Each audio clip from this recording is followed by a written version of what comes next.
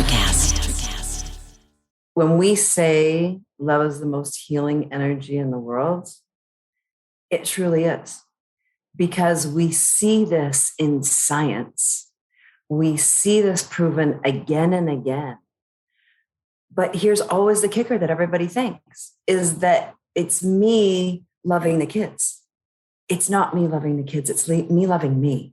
It's me knowing and understanding the energetic love that I am. Welcome to the Cosmic Love Antenna Podcast. This podcast is meant to encourage you to connect within so you can share your light with the world. And now, here's your host, Harrison Ma.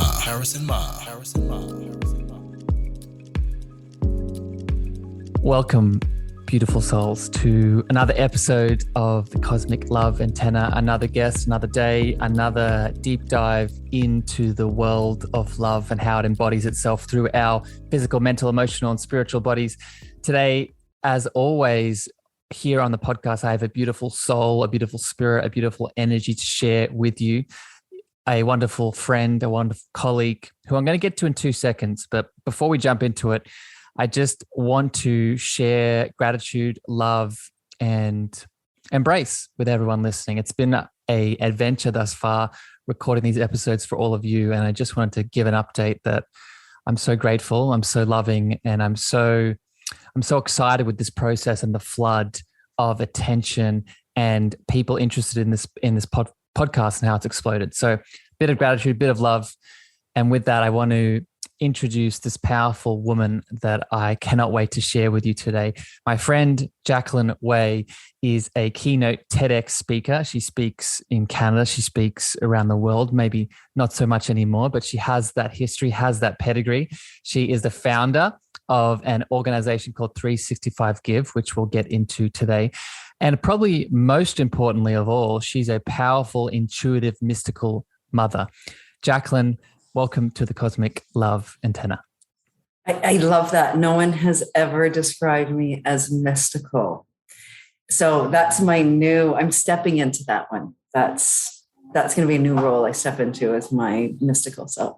Keep me updated with that, Jacqueline, because I like that new role. It's going in my bio. Yeah, keep me updated with how that mystical moniker moves through you, because often, when we receive names from people, from shamans, from mentors, they often see things that we don't until we see them, right? Well, that would be you always. So that's perfect.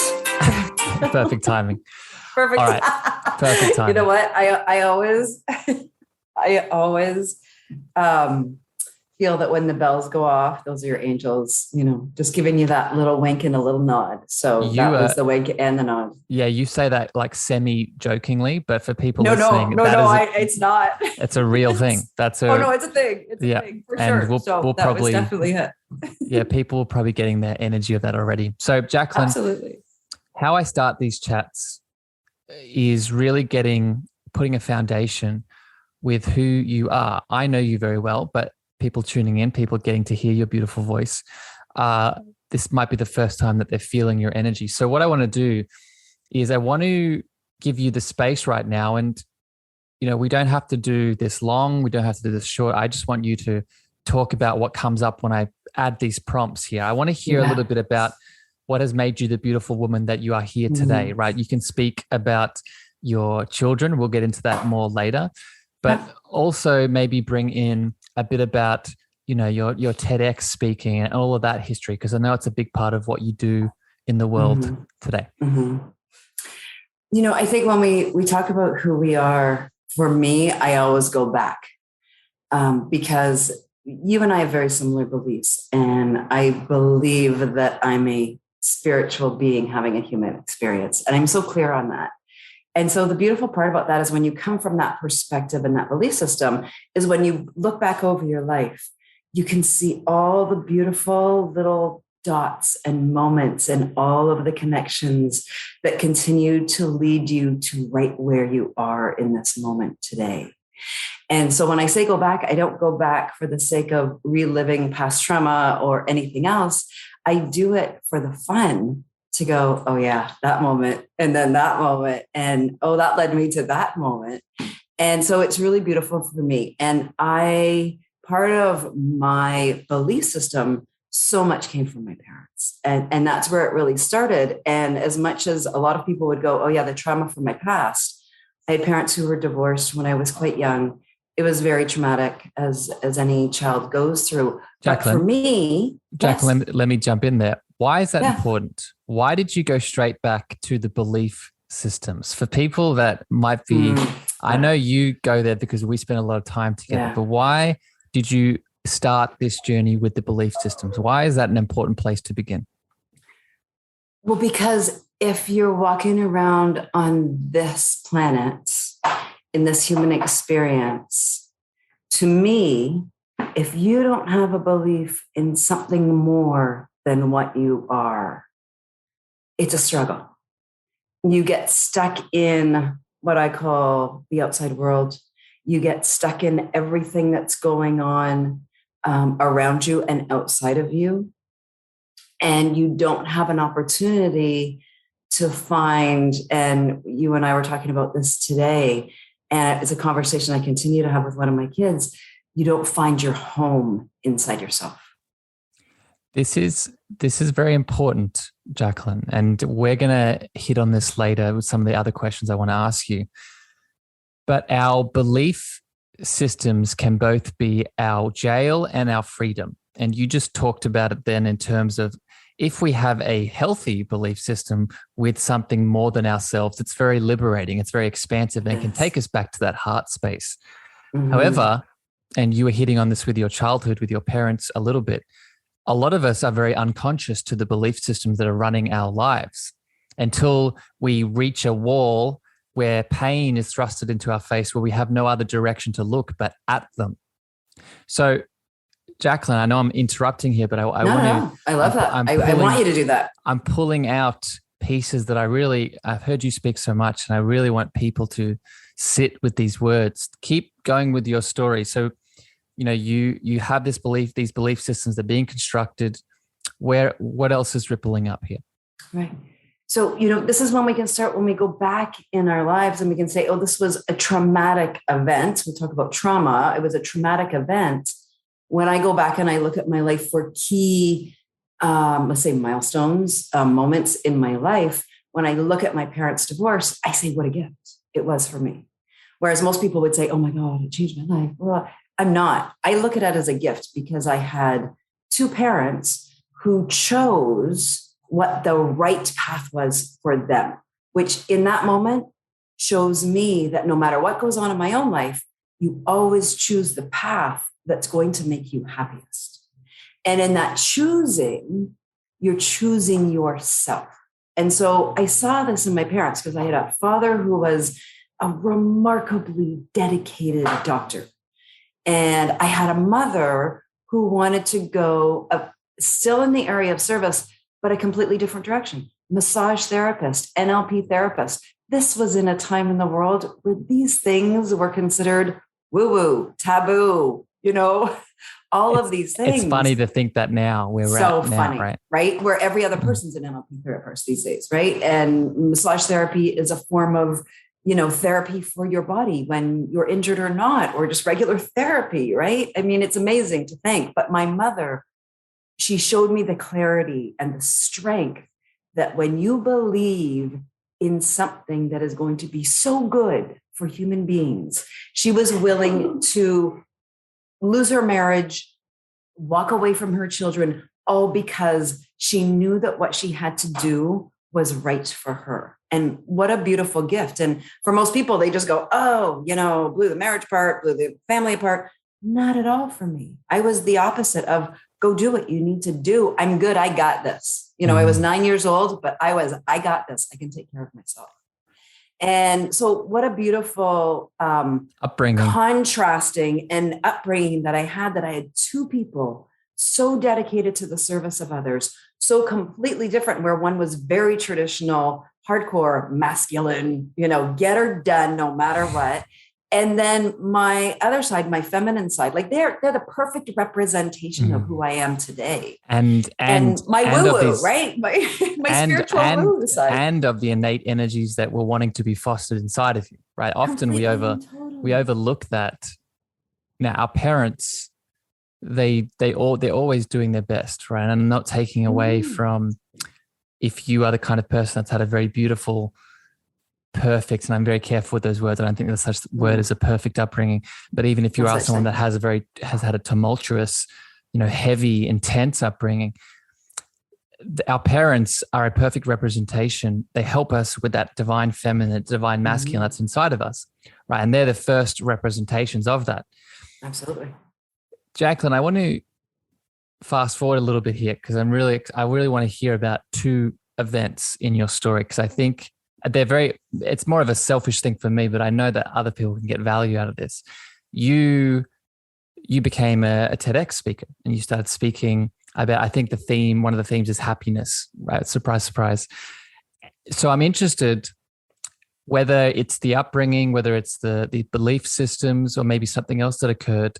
How did you land at that point to be giving a conversation, a speech about such an important conversation? Absolutely. So the TEDx talk is called How to Be Happy Every Day. It Will Change the World. And it was actually based on a parenting project that I started with my son when he was just 3 years old. And I'm an adoptive parent.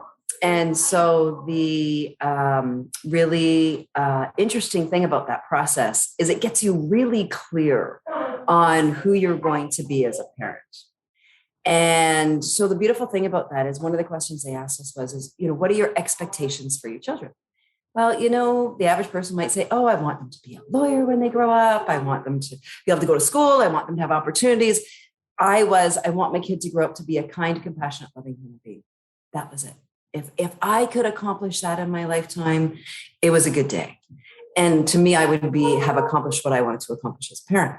But what I also know is that we can't put any expectations on anybody unless we're not willing to model the behavior and we're not willing to actually teach what we potentially want them to learn in their lifetime. So at the age of 3, my son and I, it was actually his 3rd birthday, we started this project, which we called 365 Give. It started as a blog, but what it really started was as a daily giving activity between my son and I. And we did one thing to give back to the world every day for 365 days. It had to be so simple, a 3-year-old could do it. And the beautiful part about this journey is I just followed the breadcrumbs. So it was all like, I wish I could tell, I know you would understand this. Even when I was coming up with like a name for this and what I was going to call the blog, I was running through with friends and we were talking about it and what we were going to do. And then one day it just came. It was a direct download. Flat out. I knew it. 365 Give, and everybody was like, that's perfect. That's it. 365 Give. And it's interesting. It's interesting, Jacqueline, with this story, the connection of your child, right? The connection and the stimulus and the origin and the pushing force of it both starting and it continuing. And I want people to maybe sit with this idea. If you're a parent or maybe you're around children a lot, it's very easy for us to see them as just this thing that's growing in the corner. And yes, we might, of course, have feelings and emotions and connection and attachment to them. But we often overlook the spiritual guidance and wisdom that these little beings can give us. And I think your beautiful story, Jacqueline, and the way that this manifested is a beautiful example of that. And if we truly lean in, then we can receive the gifts that we deserve both ways. Does that resonate, Jacqueline? Well, completely, because, this little man was, and I tell the story often, my first child, when I found out I wasn't able to have children of my own, as much as in the moment I felt sad for a moment, there was no doubt in my mind whatsoever that adoption was for Jacqueline, me. Let me interrupt you because I didn't know this about you. Not being able to have children, can you tell me a bit about that? Because I'm interested in how this connects, because I have a question, but tell me about that. It's really interesting because if you had asked me, I've always been in the world of philanthropy. it's been my thing since my early 20s. It's what I've done. It's been my business. It's always been around me. And I've always said, and people always just laugh at me, I always said, I'm that person who I could go to Africa and I could be in an orphanage. Like I could run an orphanage. That's who I was. And so when I met my husband and we instantly knew we wanted a family, it was that connection. I was like beeline. It was like, oh yeah, that's it. It's like, okay, next phase of the life, gonna have kids. Absolutely no doubt. I was the one that would sit and like, manifestation, here we go. Imagine myself pregnant, getting pregnant, all those moments, all that great stuff until we didn't, and when we saw the specialist and he was like, your chances of getting pregnant are about 10%. And that's after you've put about $25,000 down. I'm like, oh no, I can adopt an orphanage for that kind of money. I'm good. And what I really didn't want to do is I didn't want to do it to my body, because what I know is that putting all the chemicals that happen with in vitro is so hard on your body. And that's just not who I was. And so it was like, there was not I'm like, great, we're just going to adopt. There was no doubt to me. Tell me about that, Jacqueline. That's my question right there, because the reason I felt like the need to go into this story right here is that I'm sure that there are many women or even men with women in their lives right now in this state that we're at in this industrial age can relate to this challenge of being unable to produce life, right? And we could go down many tangents and reasons for that. But what I think is powerful from a very spiritual perspective is that if a soul wants to come through, the soul will come through. And that soul could come through the actual normal birth process, or that soul could come in another way. So, Jacqueline, tell me about this. So tell me about this knowing that you had of on the outside receiving very, very seemingly just so much bad news, but then knowing, right? Then knowing that there was still something to come. I think what it was for me is, first of all, it was a feeling, because a lot of people, adoption scares them. They're worried about having someone else's child. That was actually never even a consideration in my mind. I never thought of it, because for me, it was just, how could I not love a child? Like it just wasn't a consideration. But I'll let you know, for my husband, it was a very different struggle. And it was really interesting, the words that me and a friend finally found that worked for him. And it changed the way he looked at adoption and what was possible. And they're words that you will understand. And they were the words of, I know how big your heart is and how much you can love. And there was no doubt in my mind that the moment you meet your child, that is going to come right through you. And it's exactly what happened. But it was in that moment that he stood back and he went, I do have that capacity for love. Because what was holding him back was the fear of, I don't know who this child is going to be. But when he removed that and stood in his capacity for love, it changed everything. It changed absolutely everything. And that is the message that I always give to people when I'm talking about adoption, is your capacity for love is so much greater than you realize. And it's in those moments when you stand in who you truly are, which to me is just pure love. There's no doubt. And that's what my son taught me, and why we've taken this journey together, because I literally pulled him in. He knew I loved him so much before he was ever born. I didn't know what he was going to look like. I didn't know if he was going to be a girl or a boy. I didn't know what cultural background he was going to have. I didn't even know if he would have all his fingers and toes before I called him in. But I spent literally the time of gestation, so 8.5 months. It was exactly the time he was born, was in 8.5 months. I spent those 8.5 months, because it was from the time I started the adoption process to the time he came home was 8.5 months. And every day for 8.5 months, I was already pregnant in my own mind. And I spent every single day with him. I would take time in we can call it meditation, in daydreaming, in my imagination. I would spend time with him every single day. And then he just, without any doubt in my mind, he just came. He just came to the point everybody was like, you just won the lottery. And I went, oh no, I pulled him right in. I got this. I was so clear on it. So if you're listening and you're tuning into Jacqueline's beautiful story and it sounds, you're attached to it, but it sounds very, okay, this is, how do I attain this? How can I conceptualize this? And I want to go back to the name of this podcast. The name of this podcast and this conversation, this platform that I'm trying to build here is the cosmic love antenna. And this deep sense of love that we have inside of us is an attractor beam. And it's not just an attractor beam for healing. It's not just an attractor beam for maybe financial abundance. And it's an attractor beam for everything that you deserve to be joyful and happy in this world. And when Jacqueline is talking about closing her eyes and manifesting this beautiful little being that she already knows she deserves, that is what she's tapping into. She's tapping into a place of profound love.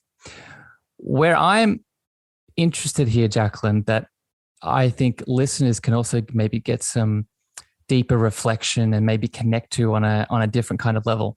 But you have three, all sons, correct? They're boys. I have. Well, I'd like to say I have 5. So I have 3 boys that live with me, but my sons have 2 biological sisters who I get beautiful amounts of time with as well. So they're kind of our extended family, and pulled them all in. Like it was easy. It was, once you got one, like once one comes, you're so connected at that point, and you're so in deep understanding of what's possible.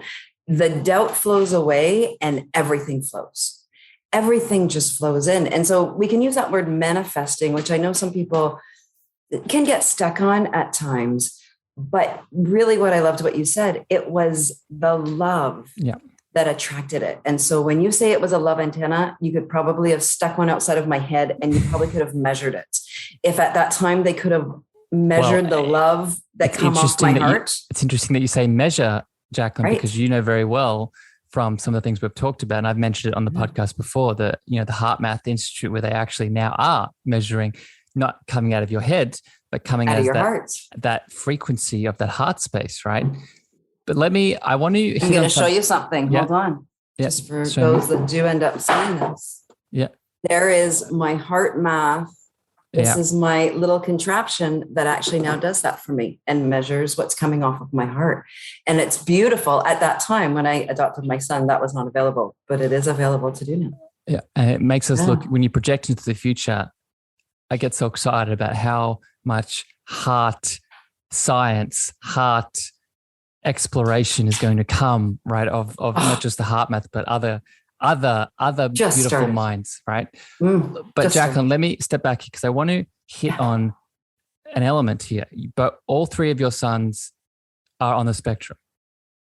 They are. They have something called fetal alcohol syndrome disorder, which is something similar to autism. It's a spectrum disorder. And was this, and my question here, Jacqueline, was this a part of your manifesting, or was this a lovely extra? This was an extra bonus. It was a beautiful extra addition that just came with the territory in this case. So this is what I want to talk about. I want to dive into this. I want to get your experience as a mother with these 3 little beings, but I also want to maybe go deeper into some maybe misconceptions, maybe some, as a society, we view people on the spectrum as. So I guess where I want to start here, Jacqueline, what has your experience as not just the adopted mother of these little beings been like, but what it has been like with them being on the spectrum? It's 2 sides of the stick, right? So at times, remarkably challenging. Right. So when people always used to say to me when they were little, because I had, they were quite little. My 2 little ones are just 10 months apart. They're called Irish twins. So they were really, when I had babies, I had like 1 4-year-old and 2 little babies. And people always used to say to me, oh my God, I don't believe what you do, and how you do it. At that time, I didn't know what I did was actually so hard. because I didn't know any differently. I didn't know what it was like to have children that weren't on the spectrum, which is pretty funny. I didn't find out till a number of years later. So I just did what I thought every mother does and got on with it and do what you do, and taught them in a way. And I'm glad I didn't know, because I taught them like any mother would, with a belief and a knowing that they were brilliant just the way they were. And so that was the one beautiful thing that came from it. The other most beautiful thing that comes from it is, first of all, I believe, and I talked about this earlier with my son who was 3, what a beautiful light, right? What an amazing little human being to come into this world. And I tell him this all of the time, that he was born to not only inspire me to do 365 Give, but the millions of people that we have touched through this work. Gift. Whether he participates in it or not, helps me run it or not, any of those, it doesn't matter. He was born for the single reason to inspire millions of people all over the world. Wow. And Jacqueline, this is what I want people to hear. And I want to put a disclaimer on what I'm about to say here. I do not overlook, very real sort of mental challenges, mental disorders, mental diseases, mental conditions. Do not overlook them. In my work, I try to view every challenge as a holistic challenge. So everything needs to be kept within its sort of understanding and not overlooked. However, within that same mindset, we also now have to understand that is a mental challenge, is a mental disorder, is a, cognitive, obstacle, is it only that? Is it only an obstacle? Is it only a hindrance? Is it only a challenge? And I would hazard, and I would lovingly challenge everyone listening, either whether you have someone in your life with autism, any mental challenge, ADHD, something going on cognitively, I would lovingly challenge you to look at it from a deeper perspective. And what I'm saying here, and I would love to hear your thoughts on this, Jacqueline, is, let me just give a quick little story. Before we had all of the powerful, beautiful diagnostic tools that we live in this, scientific age with, before we use those to help people with these kinds of challenges, how did we diagnose, how did we treat someone that had some kind of inner mental, emotional, or even spiritual challenge? Well, they were taken to a shaman, they were taken to a medicine man, a medicine woman, someone that dealt with these kind of things. Mm-hmm. And they held the space for what was needing to come through. And this is what I want to ask you, Jacqueline. As a mother who's experienced this, you just gave us an example with the organization. Mm. How have you viewed this conversation? It doesn't sound like, and correct me if I'm wrong, it doesn't sound like you ever viewed it as a detriment, as something that was pulling down. It sounds like it was always something expansive. And still is today. It's always expansive. And I've said this to my son, I say this to them all in their own ways, is what I get to learn from the way they see the world is remarkable for me to be able to turn around and then use this in my work, the way that I view the world, and the way that I can in turn teach other people. You've given me a beautiful opportunity to step into a spiritual role that a year ago I may have laughed at you about. And the fact that we share spaces supporting and sharing our knowledge and wisdom with others at a global scale now in the spiritual realm is amazing to me. That I have the ability and knowledge to do that. And I put that to my children for what they've taught me, because they've taught me first and foremost, unconditional. And when you realize that you have unconditional love for another human being, your world changes.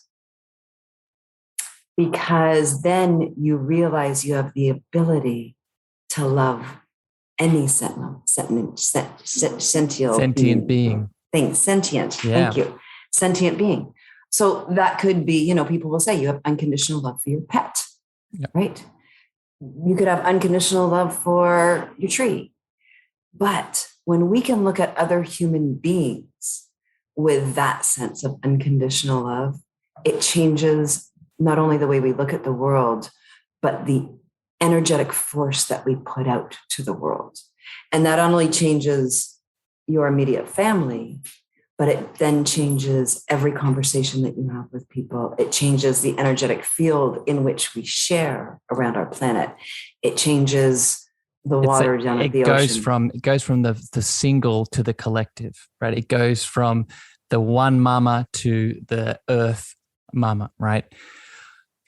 Jacqueline, this flows really nicely and eloquently into another topic I want to discuss here, and really, lean into your beautiful intelligence. And just so people know, when I first started this platform and podcast, one of my intentions was to bring on not just professionals and people with practice, much like Jacqueline has, but more importantly, bring on deep and powerful voices that we all have, so we can feel inspired to feel like we're not alone. We can feel inspired to feel like we're not detached from the collective, that we're really here together, and we can feel like that we're one big family. And this is what I want to ask you now here, Jacqueline. The home environment is, and you were hitting on it just then from the lessons that you learned from your children. I think we often overlook how important and how pivotal the home environment is for both the recognition of pain and what we need to move through, and also its healing and empowering components. So I'm wondering, Jacqueline, I, as you know, do a lot of work with the inner child, and we've done some work together, and we've talked about it on Clubhouse, in rooms that we've hosted, and also work that I've done with you. I'm interested in your perspective on the impact the home environment, as a mother, as a being with children. What is the impact of the home environment on the pain and the healing with both the children and the parents? Right.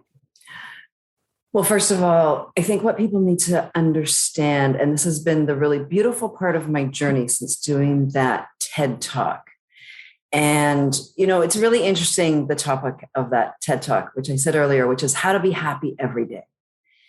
And it's been so that was 6 years ago that I did that talk. And when I did that talk, I was learning a lot at that time about neurobiology and neuroscience and how our brains work and things that wire and fire together in our body. And I got really good at understanding both the biology and the neuroscience of being happy. But to swing this back around to your question, is what it started to get me to dig into was our emotional reality of our human experience. And when you're a mother of 3 children with a difference, like my children have, the dysregulation, so that means the swing of emotions from being somewhere in fear and somewhere in love, are so dramatic, it's absolutely unbelievable. But here's the really beautiful thing that I learned from all of this, is through my understanding about our biology and how we can use our body as this magnetic tool to calm everything in our house down. So I learned how I could regulate my energetic system, in turn would regulate everybody in my family. It would regulate my children. It would regulate my husband. And so this is an energetic system that I learned about versus just how do I calm a kid down? Yep. But how do I calm myself down? Yeah. How do I get so centered that in my centeredness, in my calmness, in my happiness and peace inside of myself, that's how everybody in your family shifts to it and how it changes it all. This is the most single important piece I could share with everyone, is when you get that understanding that we can use this as a tool. So you talk about it in our chakras. Yeah. In the neurodiverse world, we talk about it as regulation. And so you can use it in lots of different terms, but to me it is calm and peace and happiness and a centeredness of your own energy. And when you can stand in that, when everything else is in chaos, that's when you will create a peace in your house, and everyone will they magnetically come to you just to feel that in you. And my children will run up to me just to wrap their arms around me, to feel that energetic calm and peace and love. And that's a practice. And right? Jacqueline, let me jump in here. So this is not just an in the moment thing either. This is not just there's things happening. There's things happening in the environment. I need to calm stuff down, get it into my body. All is good. Yes, that's a very powerful point with what you're making. But I would take it. I would take it a step deeper. I would take a step deeper and realize that from an ancestral healing perspective, and this is, if you've heard me speak before to this is one of my favorite sort of topics to hit on, just speaking about in general, but also when people come to see me, we need to realize that forward and backwards healing effect, right? Through our own self-love, right? Again, I keep coming back to the cosmic love antenna. Through our act of self-love, we heal the external. In this context, we heal our external family. So let me give an example here. If I realize that I have anger issues in my stomach, and I have a little son, little daughter, and she also coincidentally has challenges in her stomach. She has IBS. And I obviously, as a mother or a father, want what's best for that little being. And I really want to work out how to help this person through that. I have two options. I could either externally go out into the world, take her to a practitioner, take her to a therapist, help that person with her individual challenge. Or option two, which we often overlook here, and this connects to what you're saying, Jacqueline, I could work on the challenge in me. If I work on my anger issues connected to my gut and heal, integrate, release, that impacts her in this moment without her having to do anything. And that is because through the ancestral line, both forwards and backwards, we heal connected. We heal together. So I want to throw it back to you, Jacqueline, because I know you have thoughts on this, but as people listening to this, understand just how much power you have, not just being the breaker of chains for you, but being the breaker of chains for the people in front of you and behind you in your ancestral line. Thoughts, Jacqueline? Well, I just want to make the point of this is that when we're talking about that as well, it doesn't mean it has to be biological either, right? When we're talking about ancestral lines, because you're not biologically related to your children. Good point. Completely and totally. So that can be created with your children, biological or not, which is the really fascinating part for me, that I've been able to see that, be witness to it, and share it, is that it doesn't have to be biological. We can do the healing even with their birth mothers by me, first of all, and this is, for those of you that this is a little bit off, but I actually, two of my boys, their birth mother recently passed away. I actually called her in recently as an energetic, soulful spirit in my life. Because first of all, I've asked her to work with me, to always have the boys back, because now she can do that. She is in a place and space in her beingness that she can have my kids back no matter what. Right. And so I love that. I love that they've got that beautiful soul out there that's always going to have. Jacqueline, I just want to make this clear for people listening. If you're new to this, when Jacqueline says call her in, she is referring to, and she spoke to it, the spirit, the energetic body, the being that this person is. You can call it the ghost or angel. Yeah, angel works. Entity. Angel's I love good. loving Yes. entity Entity's is good. what, yes, a loving I would entity call is it. beautiful. But just so people are clear, I hold the belief, and I know Jacqueline does too, is that death is merely just a transition. So the boy's mother, she hasn't gone anywhere. Just the physical has sipped away. So tell us, completely and totally. What does that look like as you've been bringing her in? Well, and one of the things I realized I needed to do as well is that I needed to let her in when she passed away to say, have their back. But recently, I actually needed to ask her to let them go, because there was an attachment to her not being present in their life physically, and an attachment to her death that was one of the kids was struggling with.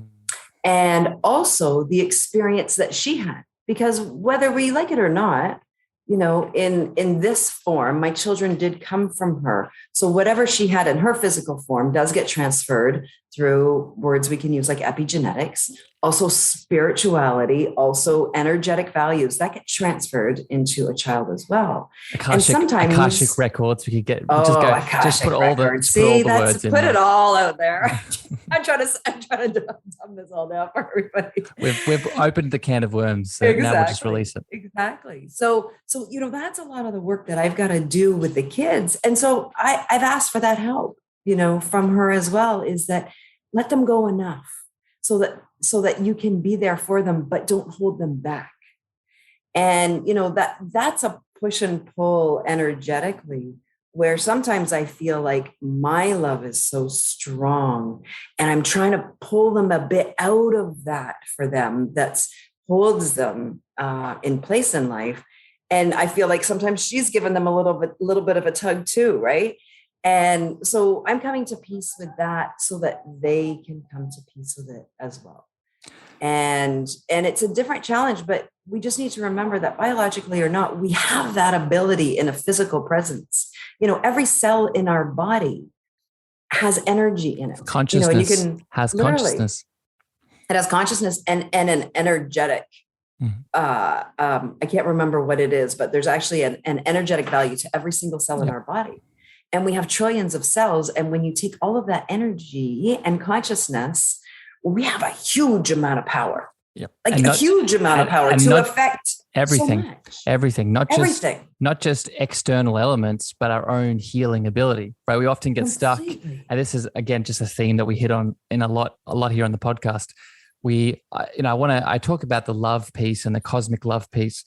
One of the main goals of it when people come to see me is to help them heal through chronic pain. Right. And people wonder, how could I do this? It's because I've come to you for that. Yeah. because one, you have this an unlimited potential. A resource I would give here for people interested in that exact thing that Jacqueline is speaking about, the potential energy level, a book called Regenerate by Sayerji, Sayerji. And he talks about the new science coming out, actually showing that the junk DNA or the blank space in between the cellular structures of what we are isn't really junk or blank, but it is full of this potential that you speak of. That's right. But Jacqueline, I have a question bubbling up here that I want to make sure we hit on before I want to shift to a couple more questions before we finish. And it was going back to, you talked about the ancestral connection even with adopted children. Mm-hmm. And I'm wondering, it's kind of a trick question because I already feel I know the answer and you know the answer, but I want you to say it for people listening. What is the thing that has allowed you to connect to them so deeply that now you are impacting their biology? What do you think is the thing that has, I think of the image of they come into your world and then you just have this like Velcro connection where you're together. What is that? What is causing that? What's your opinion? I can say it as simply as it's love.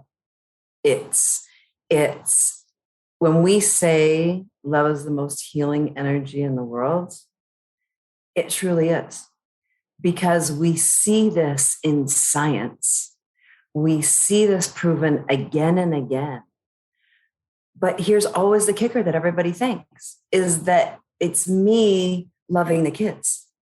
It's not me loving the kids. It's me loving me. It's me knowing and understanding the energetic love that I am. Because when you understand that, and it doesn't mean that I look in the mirror every day and I think I look fabulous. It doesn't mean that every day I go to the gym and I'm not having a fat day. It's none of that.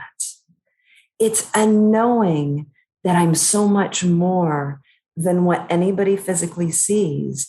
And this is just in this moment, a little fun I'm having on this planet in this particular body I've been given. You use it as the car analogy, right? I've hopped into this car and I'm driving it around for this time around. When you begin to understand that and you can feel it, and people will sometimes say to me, it's like, how do you know?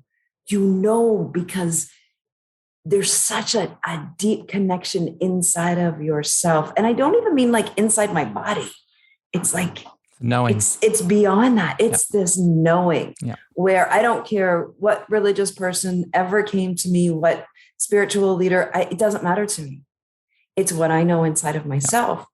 But it's something we develop, and it's an awareness that we are open to. And honestly, we talk about this a lot. And this has been the cool thing about 365 Give for me is it's a practice as well. Muscle. Because there's days like 365 Give was about giving every day, being of service every day. It was about giving love every day for a year. Yep. And all I did was unconditionally give love every day. I didn't think about it that way at the time. But now, after my aha moments, I went, oh, Jesus, it was my spiritual practice I didn't even know I was doing. And that's the key here. I want people to hear. You said it was your spiritual practice. This is one of the main goals. Again, I've said this a few times in this episode today, but I wanted this to be clear for everyone. This is one of the main goals of the episode and the podcast in general, is seeing that love is so much more than just a fleeting emotional experience. Love is an embodiment. And what you just talked about, Jacqueline, of practicing it, embodying it in an act of self-love, in an act of external love with someone, that is what shifts us from, oh, I feel love momentarily in the presence of my mom, in the presence of my lover, to, I am love. I am. Right? And that potential that we've been talking about today comes from there. It's a spiritual recognition. Okay. I want to, in this moment, before you move on, you taught me this, and I want people to hear this because it's so important. And it was the moment that I recognized, and I tied this into 365 Give as well. And you taught me these words. And when I wake up in the morning, the first thing I say to myself before my head even comes off the pillow is, if love was a human being, what would love think? What would love say? And what would love do? And I say that every day when I wake up, or if I'm having a bad moment in the day, or I'm not sure what my decision is, or if I'm in a confrontation with somebody or with my kid or somebody on the phone, it's the first thing I say to myself, because then you are being of service first to yourself, because you've made that choice to choose love first. And then that's what you want to put out to the world. And imagine if everybody on this planet did that for just one day, that they chose being, acting, saying, thinking, and doing like love would. 7.7 billion people, all in tandem for just one day, we would change the world in one day. At least we would change the world. I'm happy that you shared that, Jacqueline. And, it's something that when people come to see me, at first what it does is it helps us get out of our head. A lot of us don't spend time in the heart space because we're spending too much time in the head space. And I'm not here to bash that. The head, the mind, the ego serves a very important role. And like any part of us deserves to be loved, but to be seen for what it does and what it doesn't do. And when we can act from a place of love. We're not acting from that ego mind. We're acting from that heart place. And when we act from that heart place, the heart is the seat of the soul. So it's a space and place in which we connect, going full circle to what we talked about at the start of the conversation, to something higher than ourselves. We connect to a belief and a recognition and a remembering that we've always been something more than what our little self restricts us in. With that, Jacqueline, I have two questions left for you. And this second last one here is potentially a rabbit hole. So we'll try and keep it, I try and keep it relatively short because I know but I want to give action items here. And the question connects to, we're recording this, March, April 2022. And in the world at the moment, there is, we're just getting out of COVID. Some places in the world are still experiencing everything that's happening with it. And we're also experiencing what's happening in Europe, in the Ukraine. And my question here for you, Jacqueline, connected to everything we've been talking about today, with love, with our spiritual connection, with our realization that we are part of a collective and a group, what can we do as individuals to serve and support others who are going through pain right now? Mm-hmm. It's really interesting. And this, Harrison, this past weekend, I had that conversation with someone because we were both struggling a little bit being here in Canada.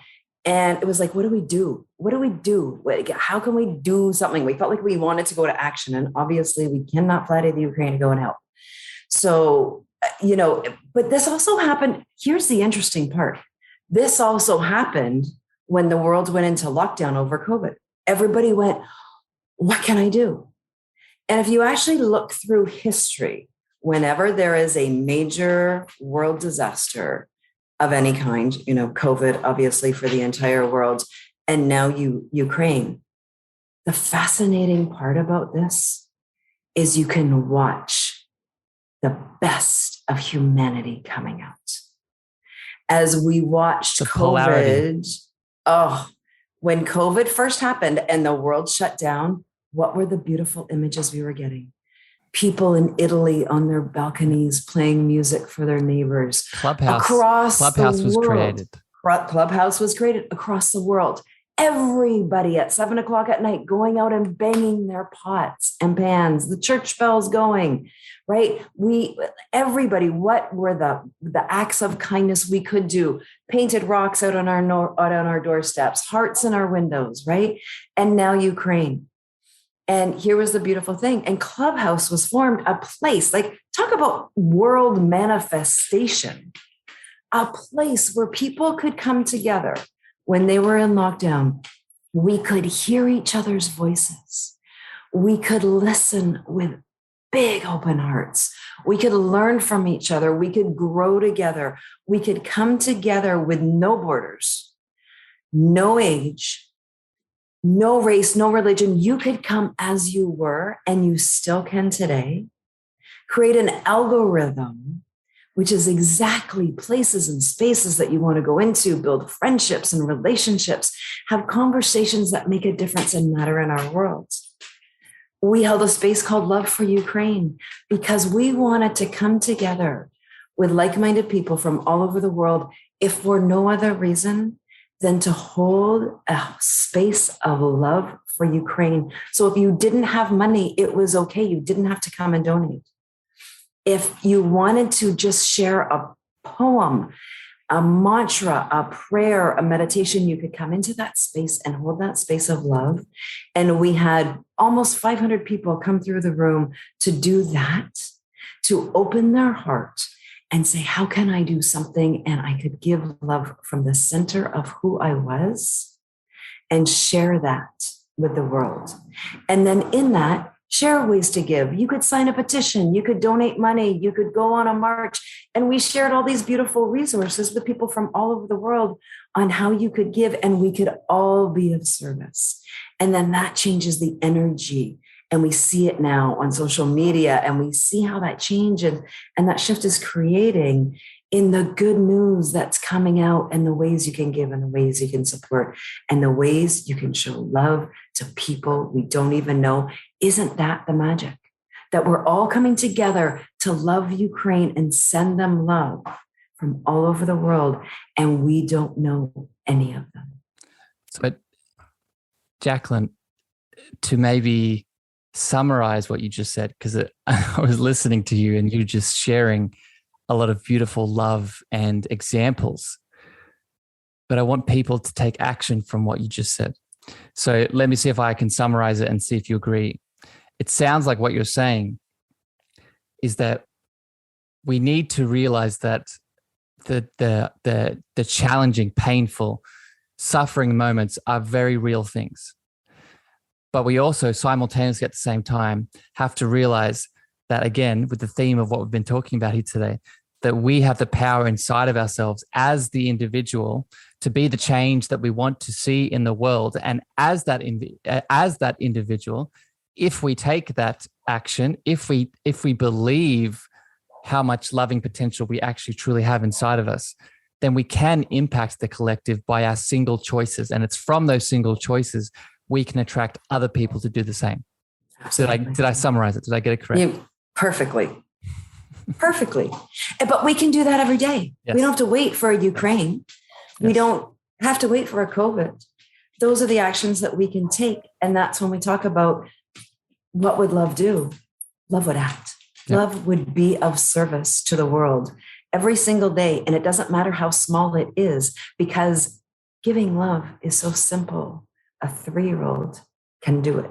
Yep. And science shows it and research shows it. But most importantly, it's the everyday human being who goes out and creates that moment of love for another person that changes another's heart. And in changing that heart, that's the beautiful collective ripple, right? That goes out. And we can talk science and we can talk about how that changes your body. It changes your chemical reactions that happen in your body. All of it, right? It's called oxytocin and it flows right out of your body. And we can talk about this from a physical perspective, but let's talk about it from the unity perspective. Let's talk about it from the perspective of we are all one. I love it, Jacqueline. And it kind of feels redundant here because we've excellent. Let's talk about it again and again and again until all 7.7 billion people get it. And you're right. And you're right. The redundancy needs to continue until we know it, right? Yeah. Until we feel it. And this is, when I say redundant, my last question here for you, Jacqueline, and I want to thank you for joining me here today, having this loving discussion. Beautiful souls, if you have felt pulled to Jacqueline's voice, her love, her 365 give movement, what I'm going to do is I'll grab some details off you, Jacqueline, and I'll put it in the show notes. So if you are the listener, you want to connect, you want to tune in to more of Jacqueline, please check her out. You can also follow me on Clubhouse. We spend a lot of time speaking together. But my redundant, not so redundant question, Jacqueline, and maybe people have maybe put it together already, what your opinion is. But my last question here for you is the power that we've been alluding to is this love word. So Jacqueline, how would you define LOVE? Oh, isn't that so fun? Somebody else, we just had that discussion today and that exact question came up. That's so fun. I love that. I would describe love as the energetic source of all there is.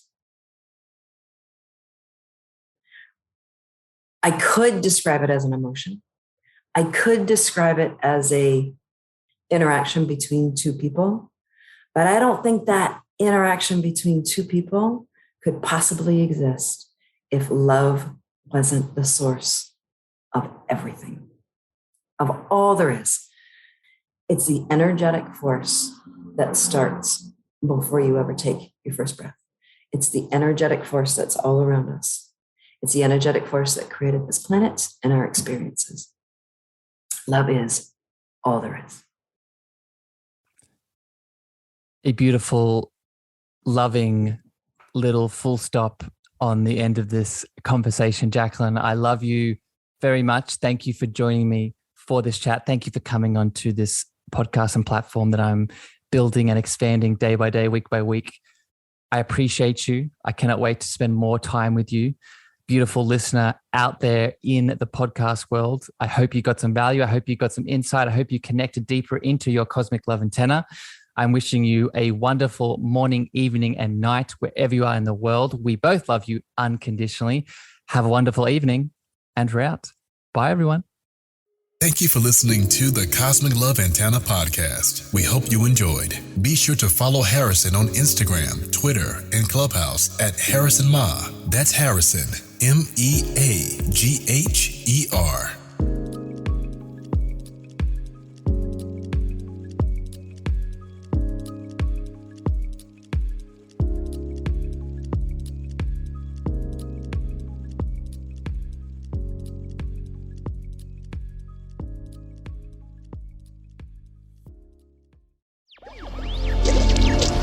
Electric acid.